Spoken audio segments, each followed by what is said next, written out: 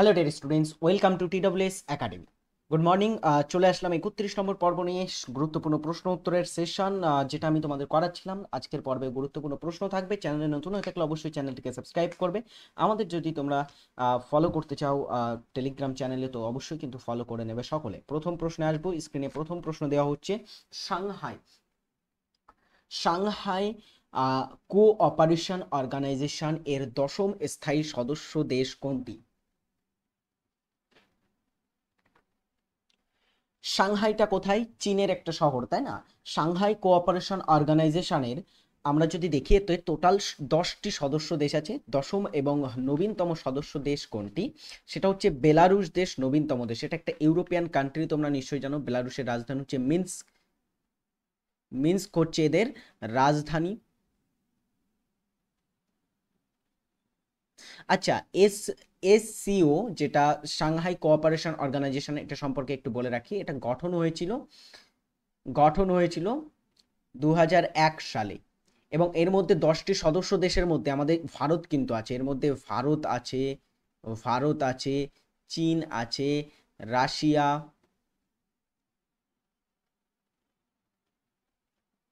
বেলারুশটা বললাম, Belarus, Tajikistan,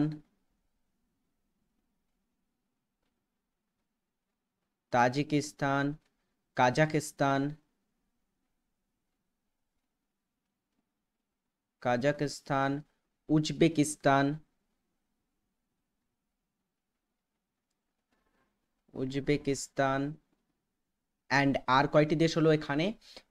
তোমার 7টি দেশ হলো, এবং আরও 3টি দেশ আছে। যেমন এর মধ্যে আছে ইরান, ইরান, পাকিস্তান,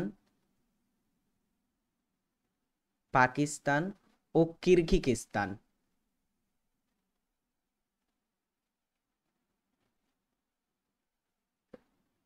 কিরগিজস্তান, এই দেশগুলো হচ্ছে সাংহাই কোঅপারেশন অর্গানাইজেশনের সদস্য দেশ। এবারে দেখো, আরো একটা জিনিস বলে রাখি, এদের হেডকোয়ার্টারটা অবস্থিত কোথায়? এদের হেডকোয়ার্টার হচ্ছে বেইজিং এ। এদের হেডকোয়ার্টার। এবং এই বছরে 2024-এ এই সাংহাই কোঅপারেশন অর্গানাইজেশনের 24তম তোমার অধিবেশন বসবে। যেটা আয়োজন করবে আস্তানা। আস্তানাটা হচ্ছে কাজাকিস্তানের রাজধানী।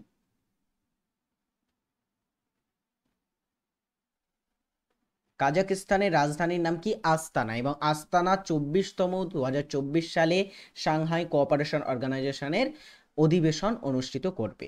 নেক্সট, পরের প্রশ্ন, ভারতীয় দর্শনের প্রাচীনতম নিদর্শনটি হলো কোনটি? যোগ, সংখ্যা, বৈশেষিক এবং কর্মমীমাংসা। কোনটি এখানে ভারতীয় দর্শনের প্রাচীনতম নিদর্শন? সেটা হচ্ছে সংখ্যা প্রাচীনতম নিদর্শন। নেক্সট, কোন ইন্দো গ্রিক রাজা দ্বিভাষিক মুদ্রা প্রচলন করেছিলেন? এখানে ইন্দো গ্রিক রাজাদের কথা বলা হচ্ছে, এর মধ্যে কে দ্বিভাষিক মুদ্রা প্রচলন করেছিলেন?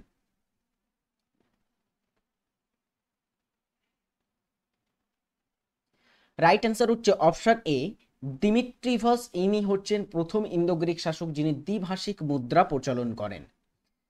মরু অঞ্চলে যে মরু উদ্ভিদে যে মোটা মোমের প্রলেপ থাকে তা কি বলা হয়?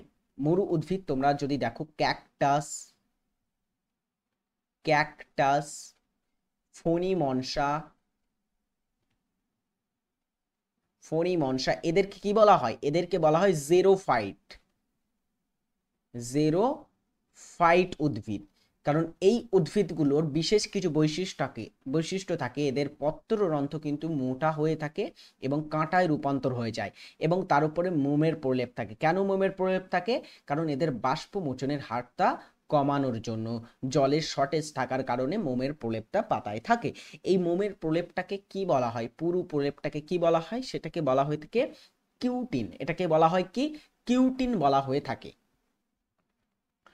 কোন দেশের অনুকরণে ভারতে সবুজ বিপ্লবের ধারণা গৃহীত হয়? সবুজ বিপ্লব, ভারতে কৃষি বিপ্লব এনে দিয়েছিল সবুজ বিপ্লব।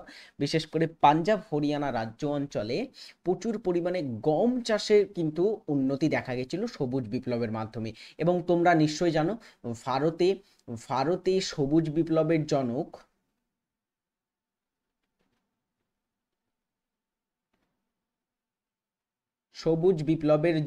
ভারতরত্ন প্রাপক MS Swaminathan.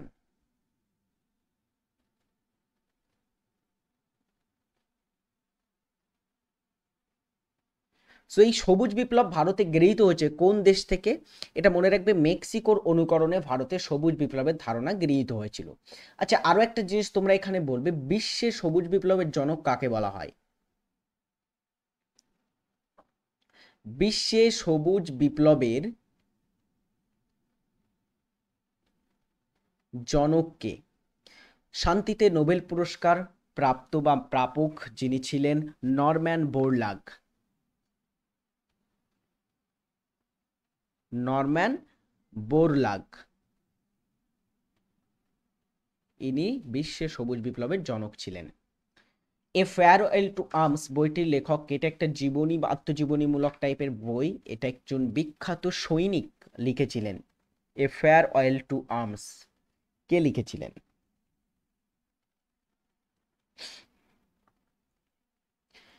A farewell to arms শীর্ষক বইটির লেখক হচ্ছেন আর্নেস্ট হেমিংওয়ে। Ernest Hemingway. প্রথম হুন আক্রমণ কার শাসনকালে হয়েছিল, বা হুন আক্রমণটা কে প্রতিহত করেছিলেন?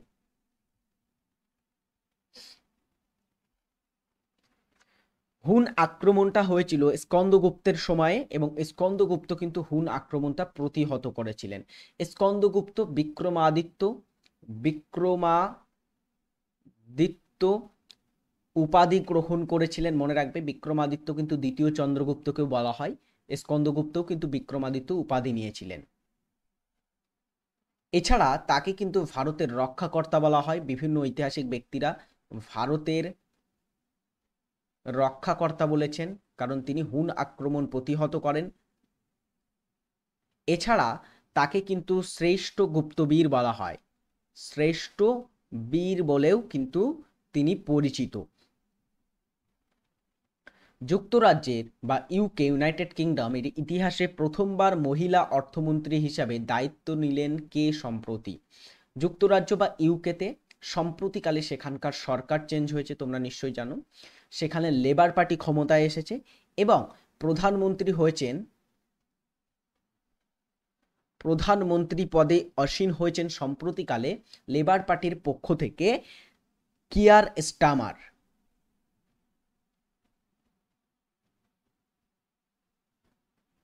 কিয়ার স্টামার হচ্ছে এখন বর্তমানে কিন্তু যুক্তরাজ্যের ইউনাইটেড কিংডমের বর্তমান প্রধানমন্ত্রী। এবারে সেখানকার প্রথমবারের মতো মহিলা অর্থমন্ত্রীর দায়িত্ব যিনি নিয়েছেন, ফাইন্যান্স মিনিস্টার হয়েছেন, তিনি হচ্ছেন Rachel Reeves. Rachel Reeves. Okay, আচ্ছা, আমাদের ভারতের প্রথম মহিলা অর্থমন্ত্রী কে ছিল বলতে পারবে? ভারতের প্রথম মহিলা অর্থমন্ত্রী, বর্তমান যিনি আছেন তিনিও মহিলা অর্থমন্ত্রী, নির্মলা সীতারামন। তিনি আমাদের ভারতের বর্তমান মহিলা অর্থমন্ত্রী এবং তিনি পরপর দুটো টার্ম দায়িত্ব সামলাচ্ছেন। এবং যদি আমরা দেখি প্রথম মহিলা অর্থমন্ত্রী যিনি ছিলেন তিনি হচ্ছেন ইন্দিরা গান্ধী। প্রথম কিন্তু মহিলা অর্থমন্ত্রী ছিলেন আমাদের ভারতের। লাইপেজের উৎপত্তি স্থল। লাইপেজ হচ্ছে একটা উৎসেচক। উৎসেচক হচ্ছে লাইপেজ। এই উৎসেচকটার উৎপত্তি স্থল কোথায়? মস্তিষ্ক, রক্ত, থাইরয়েড, অগ্নাশয়।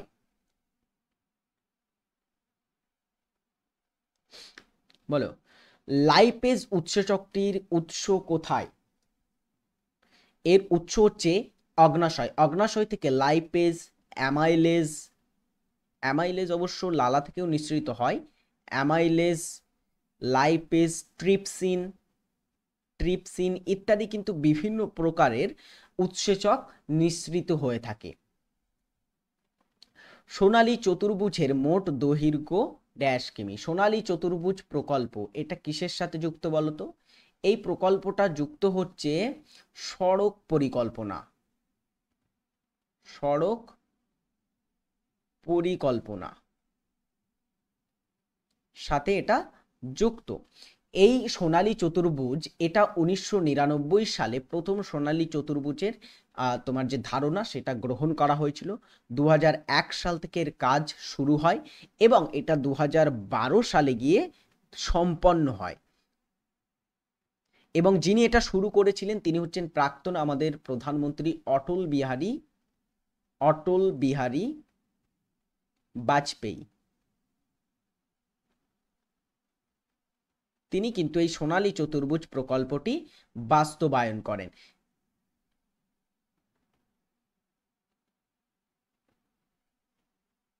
এবারে দেখো সোনালী চতুর্ভুজটা আসলে কি বললাম, সড়ক পরিকল্পনা। এর মাধ্যমে আমাদের ভারতের 4টি প্রধান শহর মেট্রো সিটি, যেগুলো হচ্ছে কলকাতা, চেন্নাই, দক্ষিণ দিকে চেন্নাই, পশ্চিম দিকে মুম্বাই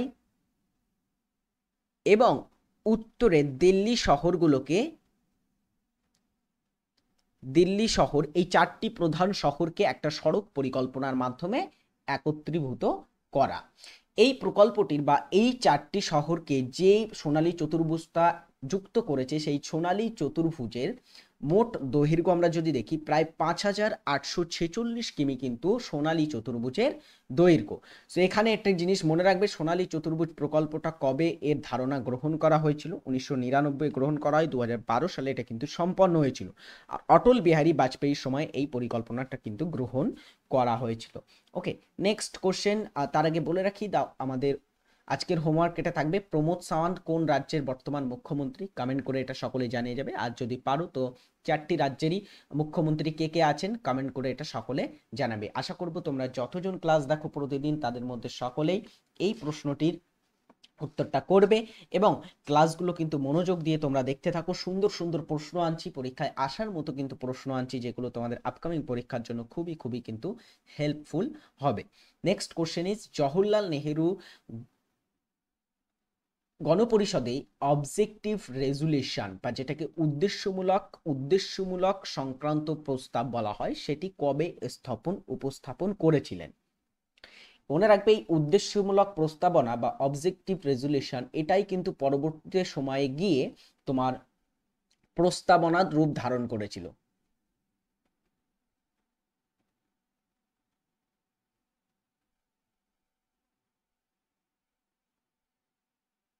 পরবর্তীতে এটা কিন্তু প্রস্তাবনা হিসাবে বা প্রস্তাবনা আকারে কিন্তু এটা উঠে এসেছিল। সেখানে অবজেক্টিভ রেজুলেশনটা জওহরলাল নেহেরু তিনি কিন্তু উপস্থাপন করেছিলেন। এটা মনে রাখবে, কে উপস্থাপন করেছিল? আসে এটা পরীক্ষায়, জওহরলাল নেহেরু করেন। 13ই ডিসেম্বর 1946-এ ইনি এই প্রস্তাবনাটি উপস্থাপন করেন। সমতল দর্পণে কোনো বস্তুর কেমন প্রতিবিম্ব তৈরি হয়? সমতল দর্পণে বস্তুর কি রূপ প্রতিবিম্ব তৈরি হয় বলতো?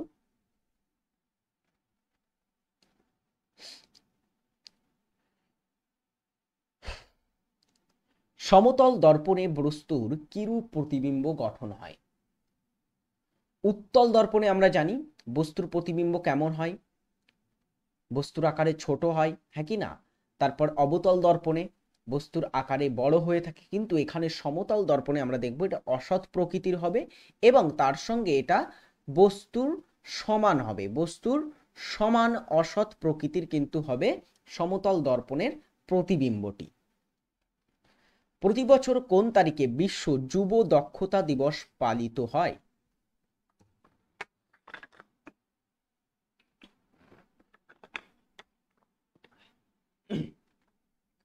বিশ্ব যুব দক্ষতা দিবস কবে পালন করা হয়? এটা পালিত হয়ে থাকে 15ই জুলাই। নেক্সট কোশ্চেনের উত্তরটা করো।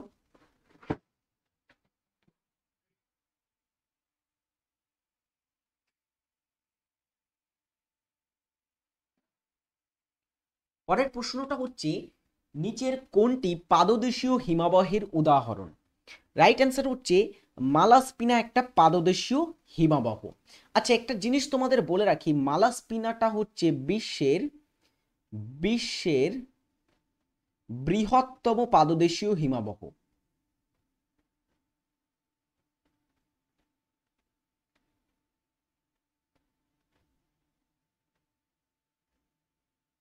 বিশ্বের বৃহত্তম পাদদেশীয় গ্লেসিয়ার কোনটি? সেটা হচ্ছে মালাস্পিনা। এই মালাস্পিনাটা আছে কোথায়? মালাস্পিনাটা হচ্ছে আলাস্কা প্রদেশে আছে, আমেরিকা যুক্তরাষ্ট্রের অন্তর্গত আলাস্কা প্রদেশে এটা আছে। এবারে দেখো ল্যাম্বার্ট সম্পর্কে একটা জিনিস বলে রাখি, ল্যাম্বার্ট হচ্ছে পৃথিবীর মধ্যে সব থেকে বড় হিমবাহ। সেটা যে কোনো প্রকারের হিমবাহ হতে পারে, অথবা এটাকে মহাদেশীয় হিমবাহ বলা হয়। মহাদেশীয় হিমবাহ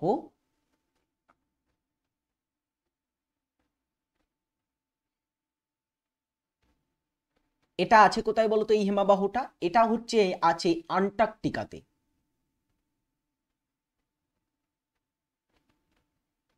আন্টার্কটিকাতে এটা অবস্থিত আছে। হুবার্ট, হুবার্ট সম্পর্কেও একটা জিনিস বলে রাখি, হুবার্টটা হচ্ছে বৃহত্তম পার্বত্য হিমবাহ পৃথিবীর মধ্যে।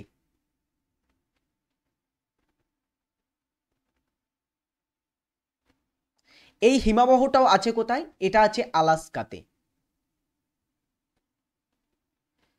এবং কোয়ারেক হিমবাহ এটা হচ্ছে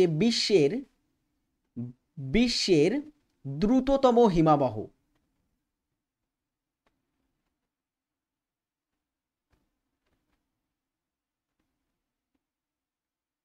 এটা হচ্ছে বিশ্বের দ্রুততম হিমবাহ। এটা আছে কোথায়? এটা হচ্ছে গ্রিনল্যান্ডে অবস্থিত।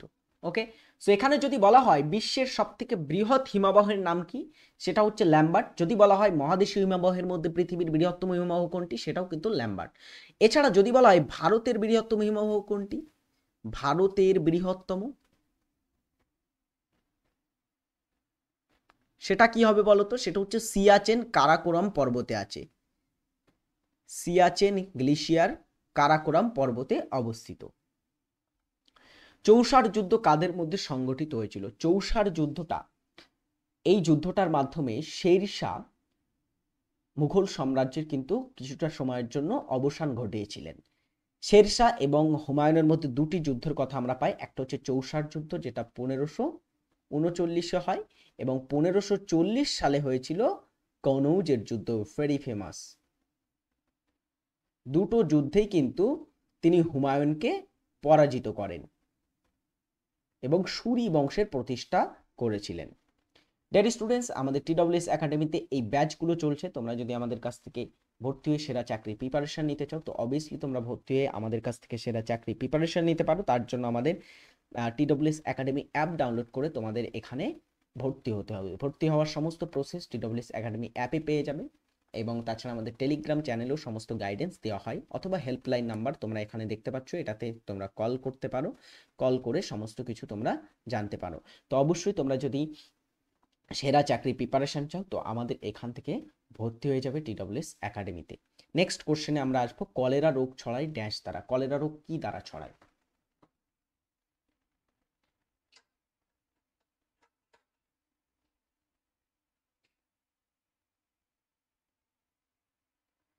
কলেরা রোগ কি দ্বারা ছড়ায়? কলেরা হচ্ছে একটা ব্যাকটেরিয়া ঘটিত রোগ, ফিব্রিও কলেরা নামের ব্যাকটেরিয়া দ্বারা এটা ছড়িয়ে থাকে। নেক্সট হচ্ছে নাবার্ড কার সুপারিশে, মানে এটা কার সুপারিশে তৈরি হয়েছিল? ঠিক আছে, এটা কার, নাবার্ড কোন কমিটির সুপারিশে তৈরি হয়েছিল? নাবার্ডটা আমরা নিশ্চয়ই জানি, এটার পুরো কথা কি? National bank for agriculture and rural development, তাই তো? Public accounts committee, Sivaraman committee, Narasimham committee এবং টেন্ডুলকর কমিটি, এর মধ্যে শিবরামন কমিটির সুপারিশে কিন্তু নাবার্ডটা প্রতিষ্ঠিত হয়েছিল। আর নাবার্ডটা কবে প্রতিষ্ঠিত হয়েছিল? 1982 সালে। একদিন 1988 বলে ফেলেছিলাম, সেটা কিন্তু ভুল করে বলেছিলাম, তোমরা অনেকে আবার কমেন্টে ধরে দিয়েছিলে জিনিসটা, খুবই ভালো লাগলো। সো এটাও 1982 সালে নাবার্ডটা প্রতিষ্ঠিত হয়েছিল, তোমরা নিশ্চয়ই জানো। এবং সদর দপ্তর কোথায় এর? সদর দপ্তর হচ্ছে মুম্বাইতে অবস্থিত। পরের প্রশ্নটা করো দেখি এটার উত্তর। আচ্ছা, তোমরা যদি আমাদেরকে ফেসবুক অথবা ইনস্টাগ্রামে ফলো করতে চাও, অথবা আমাদের যদি সোশ্যাল মিডিয়াতে ফলো করতে চাও, তো ফলো করতে পারো কিন্তু সকলে। ওকে, আরাফুল রহমান তোমরা লিখলে পেয়ে যাবে।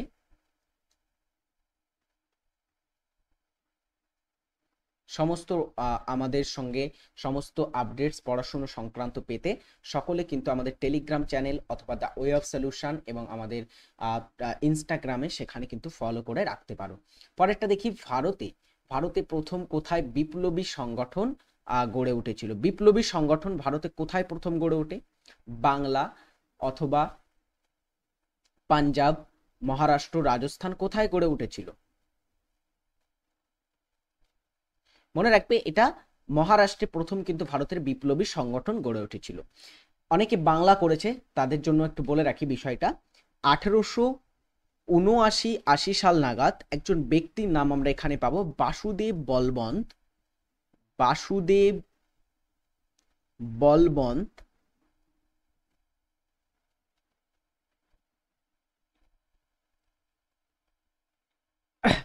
ফাদকে।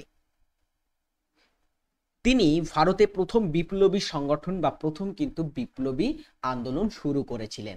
বাসুদেব বলবন্ত ফাদকে, তিনি মহারাষ্ট্র থেকে তিনি ছিলেন এবং বাসুদেব বলবন্ত ফাদকে তাকে আমরা জানি ভারতীয় বিপ্লববাদের জনক বলা হয়। ভারতীয় বিপ্লববাদের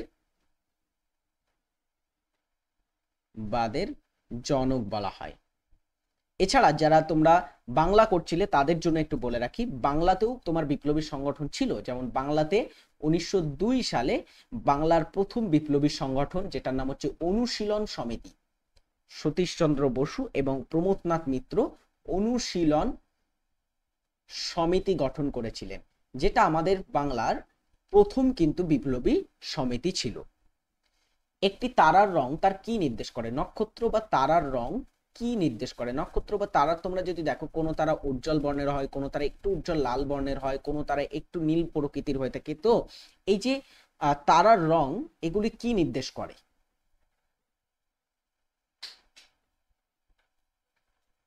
একটি তারার রং নির্দেশ করে তার তাপমাত্রা। ওকে, ভারতীয় পার্লামেন্টের দুটি অধিবেশনের মধ্যবর্তী সর্বাধিক সময়কাল, মধ্যবর্তী কতটা সময়কাল লাগে দুটি পার্লামেন্টের? সর্বাধিক কত মাসে তোমার বা কতটা সময়কাল নিতে পারে দুটি অধিবেশন? সেটা হচ্ছে 6 মাস। পার্লামেন্টে বিভিন্ন অধিবেশন ডাকা হয়, বাজেট অধিবেশন, শীতকালীন, বর্ষাকালীন, বিভিন্ন ধরনের অধিবেশন, যৌথ অধিবেশন ইত্যাদি রাখা হয়। সো এখানে পার্লামেন্টের দুটো অধিবেশনের মধ্যে বলা হচ্ছে সময়কাল বা পার্লামেন্টের দুটো অধিবেশনের মধ্যে গ্যাপ, এটা কিন্তু 6 মাসের বেশি কখনোই হবে না। আর দুটো বছরে দুটো পার্লামেন্টের অধিবেশন ডাকা কিন্তু বাধ্যতামূলক। অধিবেশনগুলো আহ্বান কে করেন? রাষ্ট্রপতি, তিনি কিন্তু অধিবেশনগুলো আহ্বান করে থাকেন বা ডেকে থাকেন। আর যিনি সভাপতিত্ব করেন অধিবেশনগুলোই, তিনি হচ্ছেন স্পিকার। ওকে, লোকগান ভাওয়াইয়া নিচের কোন রাজ্যের অন্তর্গত? ভাওয়াইয়া নামের এই লোকগানটা কোন রাজ্যের লোকগান?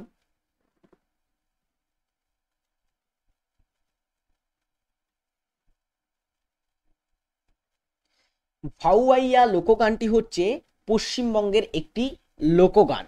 এখানে দেখো পশ্চিমবঙ্গের কিছু উল্লেখযোগ্য লোকসঙ্গীতের নাম দেওয়া হলো, যেমন বাউল, ভেরি ইম্পর্টেন্ট, ইউনেস্কোর অস্থায়ী তালিকায় এটা আছে। গম্ভীরা, ভাটিয়ালি, আগমনী, পটুয়া সঙ্গীত, লেটো গান, টুসু গান, ঝুমুর পুরুলিয়া অঞ্চলে গাওয়া হয়, কবি গান, পালা গান, এগুলি সবই হচ্ছে আমাদের পশ্চিমবঙ্গের অন্তর্গত। পশ্চিমবঙ্গ বা আমাদের প্রতিবেশী দেশ বাংলাদেশেও কিন্তু এগুলো গাওয়া হয়ে থাকে। সো বাংলাদেশ, পশ্চিমবঙ্গ এসব অঞ্চলের কিছু উল্লেখযোগ্য লোকসঙ্গীত, ফল্ক সং। নেক্সট, পর্তুগিজরা কত সালে বোম্বে দখল করে? যে বোম্বে প্রদেশ আছে সেখানে কিন্তু পর্তুগিজরা প্রথম আধিপত্য বিস্তার করেছিল। কবে?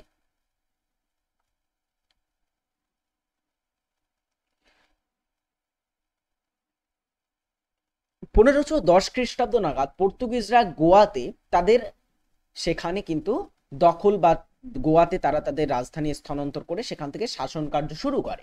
পরবর্তীতে এই বোম্বেতে তারা আসে 1534 সালে। 1534-এ গোয়া দখল করে তারা, এই বোম্বে দখল করে তারা, এবং কিছু সময় শাসন করার পরে একদমই 1662 সাল নাগাদ, 1662 সালে আবার কিন্তু তাদেরকে পরাজিত করে ইংরেজরা তাদের কাছ থেকে বোম্বে ছিনিয়ে নেয় এবং এখানে কিন্তু ইংরেজদের আধিপত্য বিস্তার করে। ওকে, পরের প্রশ্ন, চিত্রগুপ্ত নিচের কোন লেখকের ছদ্মনাম ছিল? চিত্রগুপ্ত ছদ্মনামে কে লিখতেন? সমরেশ বসু, প্রমোদ চৌধুরী, সুনীল গঙ্গোপাধ্যায় এবং সতীনাথ ভাদুড়ী। সমরেশ বসু তোমার লিখতেন কালকূট ছদ্মনামে, কালকূট ছদ্মনামে তিনি লিখতেন। এছাড়া যদি আমরা দেখি প্রমোদ চৌধুরী তিনি লিখতেন বীরবল ছদ্মনামে, অ্যান্ড সুনীল গঙ্গোপাধ্যায় নীললোহিত, নীললোহিত তার ছদ্মনাম ছিল। সতীনাথ ভাদুড়ী লিখতেন চিত্রগুপ্ত ছদ্মনামে। পরেরটা হচ্ছে লুনি নদী কোথায় পতিত হয়েছে? লুনি নদী হচ্ছে ভারতের বৃহত্তম বা ভারতের একটা অন্তঃবাহিনী নদী। অন্তঃবাহিনী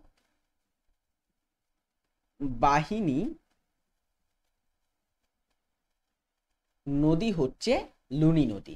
লুনি নদীটার উৎস যদি আমরা দেখি, এটার উৎস হচ্ছে আরাবল্লী রেঞ্জ,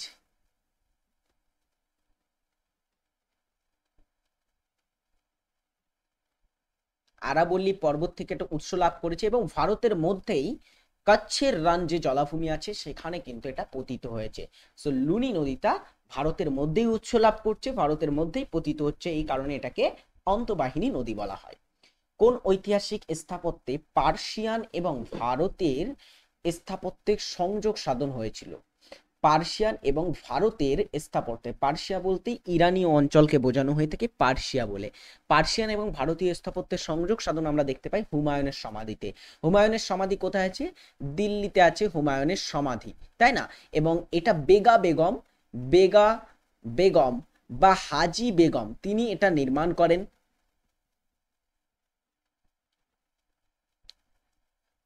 বেগা বেগম নির্মাণ করেছিলেন এবং এটা একটা কিন্তু ওয়ার্ল্ড হেরিটেজ সাইট, এটা একটা বিশ্ব ঐতিহ্যবাহী স্থান।